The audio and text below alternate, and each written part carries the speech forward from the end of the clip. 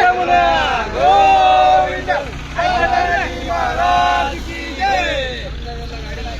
आणि जनसेवक आज आपण बघू शकता हा बायपास बायपासवरनं हा आपण ब्रिज बघतात. हा ब्रिजवरनं गाड्या मोठ्या प्रमाणावर सुरूमध्ये येतात.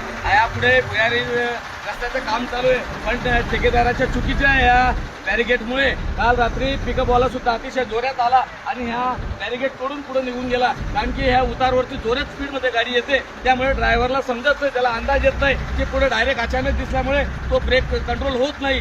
तशाच प्रकारामुळे रात्री ती पिकअप तर निघून गेली, पण त्यानंतर हे बॅरिगेट लावल्यानंतर दुसरी गाडी आली, त्या लोडची गाडी होती बघा, ती इतक्या स्पीडमध्ये आली, त्याला कंट्रोल करता आलं नाही. सर्व तीन जण होते तिथे आणि तिघे वाचले. असं चुकीचं काम या प्रशासनाचं आहे, ठेकेदाराचं आहे आणि या नाहीवाल्याचं आहे. हायवेचा कॉन्ट्रॅक्टर तर बोगसच आहे, त्यांना फक्त टोल हवे आहेत.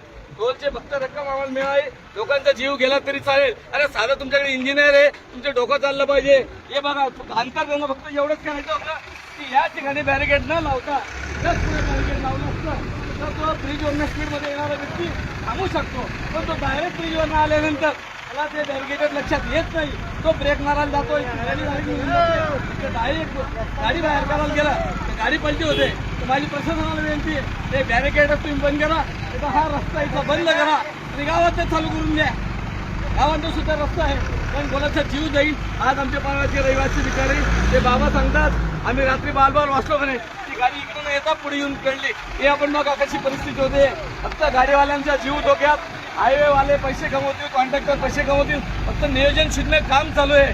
एवढंच मला प्रशासनाला म्हणायचंय की आपण नियोजन करा आणि नासं जर नाही केलं तर या रात्री अजून ते रात्री ऍक्सिडेंट होतील. हे लाईटं बंद असतात, फक्त टोलवाल्याला पैसे पाहिजेत, सर्व लाईटं बंद ठेवतो तो.